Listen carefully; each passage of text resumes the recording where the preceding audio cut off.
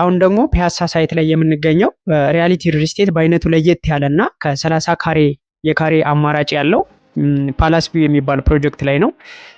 ይሄን ነው ይዘን የመጣ ነው። ቅድም እንዳልኩት ሪያሊቲ አሁን ይዘን የመጣ ነው ፕሮጀክት ከሌሎቹ ለየት ያለና በዛ ያለ የካሬ አማራጭ ይዘን የመጣንበት ፕሮጀክት ነው። እነዚህ ፕሮጀክቶች እንደምታዩት ከ4000 ካሬ ላይ ያረፈ ሲሆን ቢልዲንጉ ያረፈበት ደግሞ ወደ 3000 ካሬ ላይ ነው ያረፈው። 1000 ካሬ ሜትር የሚሆን ደግሞ ለተለያየ አሚኒቲ የሚሆን ፍሪ ስፔስ ትተናል ማለት ነው። ከዚህ ህንፃ ላይ 4 ቤዝመንት ያለው ሲሆን ከ500 መኪና በላይ ማቆም እንዲያስችል አድርገናል ማለት ነው። የቤቶቹ አማራጮች ከ127 ካሬ እስከ 220 ካሬ ማለት ነው። የንግድ ሱቅ ደግሞ ከ27 ካሬ እስከ 434 ካሬ የምናገኝ ይሆናል ማለት ነው።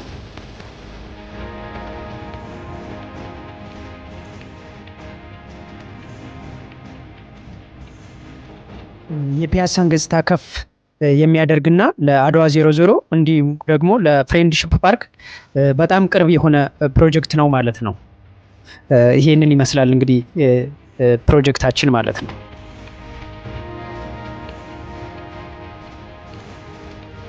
ታሽ በድጋሚ እሺ፣ አመሰግናለሁ። እንኳን ደህና ቆየኸኝ አቶ አቤል። በጣም ጥሩ። እንዴት ነበረ ጉብኝት? እንዴት አገኛችሁት?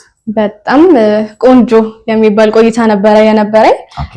ያሏችሁን አንዳንድ ሳይቶች አይቼ ነው የመጣሁት። የት ሄድሽ? ለምሳሌ የታየው መሰለ ደንበል ጋዜቦ ጋር ዲፕሎማት አፓርትመንት ቁጥር 1 እና ቁጥር 2ን ነዋሪዎች የገቡበትንም ፊት ለፊቱ ደግሞ እየገነባችሁ ያላችሁትን እሱን አይቼ ነው የመጣሁት። ሌላኛው ወደ ሳር ቤት አካባቢ ያለቀ እያስረከባችሁ ያለ ካናዳ ኤምባሲ ጋር እሱ አቅራቢያ ያለውን አፍሪካ ህብረት ጋር አምባሳደር ብላችሁ የሰየማችሁትን እሱንም አይቼ ነው የመጣሁት። በመጨረሻም ወደ ፒያሳ አካባቢ ፓላስ ቪው የሚባለውን ሞናርክ ሆቴል አጠገብ ያለውን እሱን አይቼ ነው የመጣሁት። በጣም ቆንጆ የሚባል ሎኬሽን፣ በጣም ጥሩ ፕሮጀክቶች ናቸው። ኦኬ፣ በጣም ጥሩ። እሺ አቶ አቤል፣ እስቲ አንዳንድ ጥያቄዎችን ይዤ መጥቼ ነበረ። አንደኛ ባውቅ ደስ የሚለኝ እኔና ተመልካቾቼ ስለ ሪያሊቲ ባክግራውንድ እስቲ ስላስረከባቸው ፕሮጀክቶች እንዲሁም አሁን ላይ ሽያጭ ላይ ያሉ ከረንትሊ ስላሉት ስለነሱ ፕሮጀክቶች አንዳንድ ነገር ብትነግረኝ።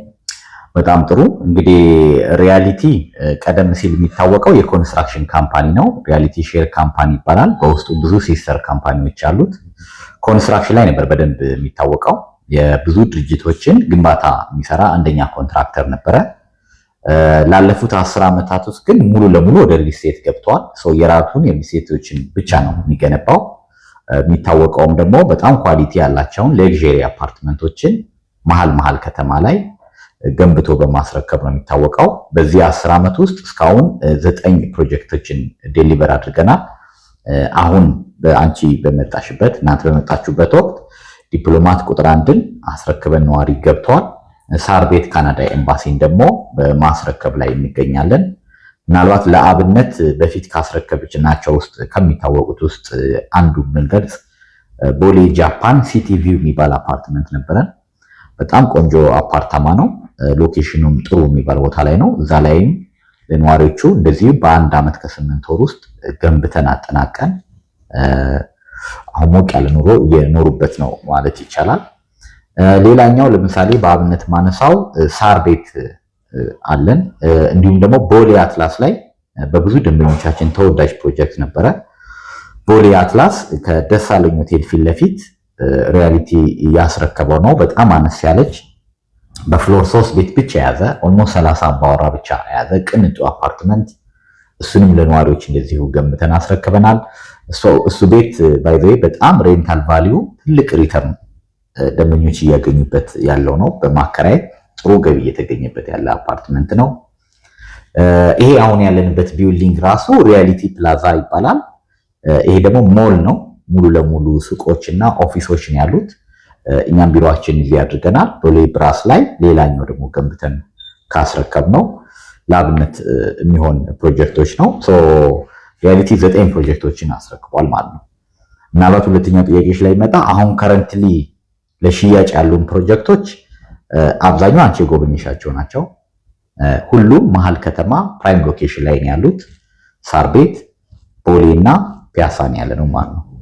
ሳር ቤት ካናዳ ኤምባሲ ጋር በመጠናቀቅ ላይ ያለ ኢንዲቪጁዋል ካርታ ያወጣለት ሰዎች በባንክም አያይዘው ሊገዙት የሚችሉ አፓርትመንቶች አለን። እሱ በሚጋችን ላይ በጣም በአጭር ጊዜ ነው እዚህ ጋር የደረስነው።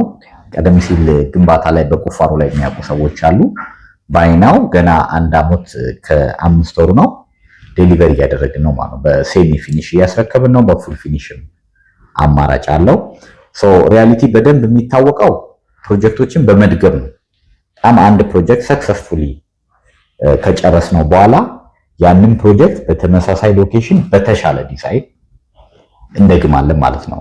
ሳር ቤትን እያስረከብን እዛው ሳር ቤት ደግሞ አፍሪካ ዩኒየን ጋር አምባሳደር ፕሮጀክት በሚል ስያሜ ሳር ቤት ካናዳ ኤምባሲ ላመለጣቸው አፍሪካ ዩኒየን ጋር እየደገምን ነው። በተሻለ ዲዛይን አማራጮችን ይዘን መተናል። ልክ እንደዚሁ ሌላኛው የጎበኘሽው ዲፕሎማት አፓርትመንት ቁጥር 1 አይተሽዋል አይደል? ቦሌ ጋዜቦ ላይ ነዋሪዎችም ነበሩ፣ ነዋሪዎች የገቡበት እሱን አስረከብን። ፊት ለፊቱ ደግሞ ቁጥር 2 ዲፕሎማት አፓርትመንት በሚል ስያሜ ሬዚደንሻል የሆነ አፓርትመንት እጅግ በተሻለ ዲዛይን፣ በተለይ የቤቶቹ ዲዛይን ላይ በጣም አፕግሬድ አድርገን የመጣ ነው። ሰዎች ሲሰጡን የነበረውን ኮሜንቶችን በሙሉ አሻሽለን ቁጥር 2 ዲፕሎማት አፓርትመንት አምጥተናል። ቁጥር 1 ያመለጠው ሰው ካለ ቁጥር 2 አማራጭ አለን ማለት ነው። ሌላኛው በኋላ በሰፊው የምናወራው ፓላስ ቪው የሚባለው ፕሮጀክት ነው። የሪያሊቲ 14ኛ ፕሮጀክት ነው። እሱ ደግሞ መሀል ፒያሳ ላይ ሪያሊቲ እስከዛሬ ፒያሳ መተዋወቅ ነበረ። አሁን ፒያሳ በጣም በማደግ ላይ ያለች ሎኬሽን ነው። ተመራጭ ሎኬሽን እየሆነ ነው። ፒያሳ ላይ ፓላስ ቪው የሚል ተለቅ ያለ ፕሮጀክትን ይዘን መተናል ማለት ነው። 3 አማራጭ እኛ ጋር አሁን ማግኘት ይቻላል። እንግዲህ በጣም ጥሩ ነገሮችን አሁን የነገርከኝ አሳቤል። እስቲ ሪያሊቲን ከሌላ ሪል ስቴት በምንድን ነው መለየት የምንችለው? ኦኬ፣ ሪያሊቲ የሚለየት ያደርገዋል ስንል ብዙ ጊዜ የምናገኘው እና ደግሞ ደንበኞችም እኛን የሚመርጡበት 4 መሰረታዊ ምክንያቶች አሉ ሪያሊቲ የሚለይበት ማለት ነው። የመጀመሪያው ለየት የሚያደርገው ትረስት ነው። ብዙ ደንበኞች ሪያሊቲን ያሙታል። የፈጠረው ትረስት ነው። በጣም እውነተኛ ካምፓኒ ነው። ቃሉን በተግባር ይፈጽማል። በእውነተኛነቱ ነው የሚመረጠው። እኛ ከስማችን ራሱ ስያሜ ስንጀምር ሪያሊቲ ማለት እውነት ነው። ስራችንም እንደዛው እውነቱን የሚገልጥ ስራ ነው የምንሰራው። ስማችንም እውነት ነው፣ ስራችንም የእውነት ነው የሚለው ስሎጋናችን። እውነትን የሚፈልግ እምነትን የሚፈልግ ሪያሊቲን በጣም ይመርጣል። ቅድም እንዳልኩሽ በዚህ 10 ዓመት ውስጥ 9 ፕሮጀክቶችን ዴሊቨር አድርገናል። ይህን ያከናወኑ በጣም ጥቂት ናቸው በከተማችን ላይ ካሉ ሪስቴት። 9ኙን ማስረከብ ብቻ ሳይሆን ሁሉንም ቃል ከገባ ነው በጣም አስቀድመን ያስረከብነው ማለት ነው። አርሊ ፕሮጀክቶችን ዴሊቨር እናደርጋለን። እሱ ነው ተመራጭ የሚያደርገን ማለት ነው። ቶሎ በተባለበት ጊዜ ግንባታ ተገብቶ መረከብ የሚፈልግ ደንበኛ ነው ብዙ ጊዜ ሪያሊቲ ላይ የሚመጣው። እሱ ትረስት አሁንም አለን። የአይዴንቲቲያችን አሁንም ይቀጥላል ማለት ነው። ፕሮጀክቶችን ኦን ታይም አይደለም ቢፎር ዴሊቨር እናደርጋለን። ሌላ በሁለተኝነት ሪያሊቲን ተመራጭ የሚያደርገው ፕሮጀክት ቶሎ ስናስረክብ ፍጥነቱ እንዳለው ነው። ኳሊቲን ኮምፕሮማይዝ አናደርግም። በጣም ኳሊቲ ላይ ነው ፎከስ አድርገን የምንሰራው። አንቺን በአይንሽ እናንተም ሄዳችሁ ያያችሁት ዊትነስ ታደርጉታላችሁ ብዬ አምናለሁ። ደንበኞችም የሪያሊቲን ቤት በአካል አይተው መጥተው ዊትነስ እንዲያደርጉ ነው የምንመክረው። ከስትራክቸር ጀምሮ እስከ ፊኒሺንግ ድረስ በጣም በኳሊቲ እና በጥራት የሚገነቡ አፓርትመንቶች ናቸው። ጥራትን የሚወድ ሰው አጌን ሪያሊቲን ይመርጣል። ይሄ ሁለተኛ ለየት የሚያደርገን ነው ማለት እችላለሁ። ምናልባት በሶስተኝነት የምንጨምረው የጋራ መገልገያ ነው። እኛ ቤት ስንል አብሮ የጋራ መገልገያ ፉል ፓኬጅ ያስፈልገዋል። አሚኒቲ የምንለው ማለት ነው። ያ ማለት እንደ ኤሌቬተር፣ ባክአፕ ጄኔሬተር፣ የከርሰ ምድር ውሃ፣ ፓርኪንግ፣ እነዚህ ቤዚክ የጋራ መገልገያዎች ሪያሊቲ ውስጥ አሉ ብቻ ሳይሆን አሁን ሪያሊቲ ኤክስትራ ሄዶ ሁሉም አፓርትመንቶችም ላይ ኤደሽ ዊትነስ እንዳደረግሽው ስቲም፣ ሳውና፣ ጂም፣ ክለብ ሃውስ እነዚህ ነገሮች እንደ ቅንጦት አይደለም። ሪያሊቲ ቤቶች ከዚህ በፊትም ዴሊቨር አድርገናል። ፎር ፍሪ ማለት ነው፣ ነፃ ነው። እነዚህ አብረው ከህንፃው ላይ የሚካተቱ ይሆናል ማለት ነው። ሪያሊቲ ቤት አንድ ሰው ሲገዛ እነዚህ ነገሮች በሙሉ ኢንጆይ የሚያደርጋቸው ብዙ አሚኒቲዎች አሉት። ድግስ ቢኖር የሚያከብርበት አዳራሽ አለ፣ ቴራሱ አለ፣ ግሪን ኤሪያ አለ። አሁን ደግሞ አዳዲስ ፕሮጀክቶቻችን ላይ ደግሞ እነዚህን አሚኒቲ በጣም ጨምረን መተናል። የልጆች ማቆያ፣ ግሪን ስፔስ፣ እነዚህ ነገሮችን ሁሉ አካተን መተናል ማለት ነው። ሶ ከቤቱ ባሻገር ህንፃው በጣም የተሟላ ሴኪዩርድ የሆነ በፕሮፐርቲ ማኔጅመንት የሚተዳደር ነው ማለት ነው። ሶ ሪያሊቲን የሚመርጥ ሰው እነዚህ ነገሮች ማግኘት ይችላል። እነዚህ ቤኔፊት ያደርጋል ማለት ነው። ሶ እነዚህ በዋናነት ሪያሊቲ ከሌሎች ሪልስቴቶች ለየት የሚያደርግና ደንበኞችን የሚመርጡ ነው። አንድ ለመጨመር ያህል ሎኬሽን ነው። በሎኬሽን ላይ አንደራደርም። ሎኬሽን በጣም አጥንተን ነው የምንመጣው። ሪሰርች ሰርተን ነው ቦታ የምንመርጠው። አዲስ አበባ ውስጥ ልብ የሚባሉ ቦታዎች ፕራይም ሎኬሽን ላይ ያለ ነው። ይህንንም የምናደርገው ለምንድን ነው? አንድም ለመኖሪያ ብቻ ሳይሆን አንድ የኛ ደንበኛ ቤት ሲገዛ ኢንቨስት ያደረገበትን መልሼ ላገኘው ወይ ሽጬ ላትርፍበት ኦር ላከራየው ቢል በጣም ቫልዩ የሚኖረው ከሎኬሽን ጋር የተያዘ ስለሆነ አዲስ አበባ ላይ ፕራይም የሚባሉ ሎኬሽኖች ላይ ያለ ነው። ቦሌ ነን፣ ሳር ቤት ነን። አሁን ደግሞ በማደግ ያለችው ፒያሳ ላይ መተናል ማለት ነው። ሶ እነዚህ 4 ነጥቦች ሪያሊቲን ከሌላው ለየት ያደርገዋል ያስባል። ጥሩ ነጥቦችን ነው በእውነት ያነሳልኝ። በዚህ አጋጣሚ እስቲ ስለ ካሬ አማራጫችሁ ስለሱ እስቲ አንዳንድ ነገር ንገረኝ።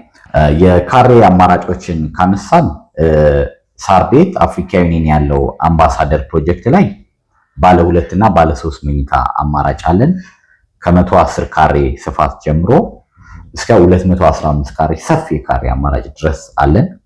እንደውም እዛ አምባሳደር ላይ 215 ካሬ ባለ 3 መኝታ ከዚህ በፊት ብዙ ጊዜ ዴሊቨር አድርገነዋል። በደንበኞቻችንም ተወዳጅ ነበረ።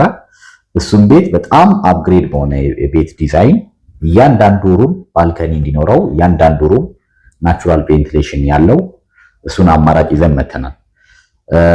ሌላኛው ደግሞ ዲፕሎማት አፓርትመንት ጋዜቦ ላይ ከሄድን ደግሞ ከባለ 1 እስከ ባለ 3 መኝታ አማራጭ አለን።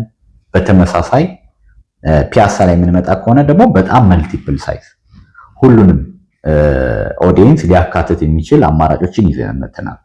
ባለ 1 መኝታ አለን። አነስ ያሉ ካሬዎች አሉን። ለሬንታል ቫልዩ የሚያገለግል ወይ ደግሞ ለወንደላጤ አነስ ላለ የፋሚሊ ሳይዝ የሚሆን ቤቶች አሉን። አቬሬጅ ደግሞ ካሬዎች አሉን። ልክ እንደዛው ደግሞ በጣም ትልልቅ ሳይዝ የሆኑ ለሰፊ ፋሚሊ የሚያገለግል ልክ እንደ ፔንት ሃውስ የምንጠቀምበት ሁሉም አማራጭ ማግኘት ይችላሉ ማለት ነው።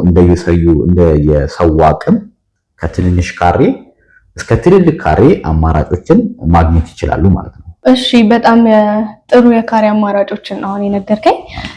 አሁን እስቲ ወደ ዋናው ነገር ልግባ። ሁሉም ሰው ማወቅ የሚፈልገው ነገር ነውና ዋጋ ስለ ዋጋው ደግሞ አዳዲስ ኦፈሮችም ያወጣቸው አሉ መሰለኝና ስለነሱ ስለ ፔመንት ፕላን ስለነሱ በደንብ ብታስረዳኝ ደስ ይለኛል። በጣም ጥሩ። ዋናው ዋጋ ነው ይባላል። ሪያሊቲ እንግዲህ በጣም የሚያተኩረው ከዋጋው በላይ ቅድም ያየነው ቫልዩ ላይ ነው፣ ኳሊቲ ላይ፣ ትረስት ላይ።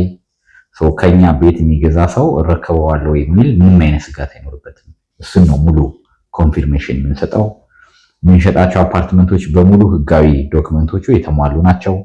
እያንዳንዱ ካርታውን፣ የንግድ ፍቃዱን፣ የግንባታ ፍቃዱን፣ ሊዝ የተከፈለበትን በሙሉ አያይዘ ነው የምንሰጠው። ህጋዊነት፣ ጥራት፣ ዴሊቨሪ አያሳስብም። ምናልባት አሳሳቢ የሚሆነው ዋጋ ነበረ። ዋጋም ላይ ግን አሁን ላይ ጥሩ ኦፈሮች አሉ። ይሄ አሁን ያወጣናቸው ኦፈሮች ለረጅም ጊዜ ላይ ቆዩ ይችላሉ፣ ለአጭር ጊዜ የምንጠቀማቸው ናቸው። ጥሩ ቅናሾች አሉን። በተለይ የፓላስ ቪው የፒያሳ ፕሮጀክት ላይ ትልቅ የዋጋ ቅናሽ አድርገናል። በሪያሊቲ አፓርትመንት ውስጥ በሪያሊቲ ታሪክ ብለው ትልቁ ቅናሽ ያለው ፓላስ ቪው ፕሮጀክት ወይም ፒያሳው ላይ ነው። የዋጋ ቅናሽ አለን እዛ ላይ። ቅድመ ክፍያ ደግሞ የምንጠይቀው 15% ብቻ ነው። የመጀመሪያ ክፍያ 15% ነው። እንደ ዲፕሎማት ጋዜቦ ላይ እና ሌላኛው ደግሞ የሳር ቤት አምባሳደር ፕሮጀክት ላይ ደግሞ ቅድመ ክፍያ በ10% ቅድመ ክፍያ ብቻ የቤት ባለቤት መሆን ይችላሉ። ቀሪውን በረጅም ጊዜ ምቹ አከፋፈል አላቸው። በተለይ ደግሞ አሁንም ፓላስ ቪው ወይም ፒያሳ ላይ ደግሞ ለሚገዛ በጣም ሰፋ ያለ የረጅም ጊዜ አማራጭ አለው ማለት ነው። እጁ ላይ ካሽ ለያዘ ሰው ደግሞ ዳጎስ ያለ ቅናሽ እንሰጣለን።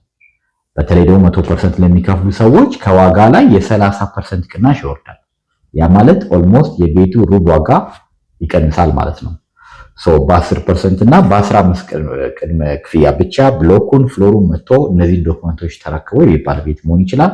ቀሪውን የረጅም ጊዜ ከወለድ ነፃ የሆነ ምቹ አከፋፈላለን። እጁ ላይ ካሽ ላለ ሰው ደግሞ ከፍ አድርጎ ከፍሎ ቅድም ያለውን ኤክስትራ ቅናሹን ማግኘት ይቻላል ማለት ነው። ፒያሳ ፓላስ ቪው ላይ የ30% ቅናሽ አለን። በቦሌ ጋዜቦ ዲፕሎማት አፓርትመንቶች ላይ እና ሳር ቤት አምባሳደር ፕሮጀክት ላይ ደግሞ የ20% የዋጋ ቅናሽ አዘጋጅተናል ማለት ነው። እነዚህን ቅናሾች በጊዜ ሳይሆን በሽያጭ የቤት ኮታ አስቀምጠናል። እነዛ አማውንት ቤቶች ሲሸጡ እነዚህ ዋጋዎች ይነሳሉ ማለት ነው። ዋጋው ውድ ነው የሚለው አሁን መፍትሄ አግኝቷል ማለት ነው። ቆንጆ አፎርደብል ፕራይስ አለን። ይህንን እድል መጠቀም ይቻላል ማለት ነው።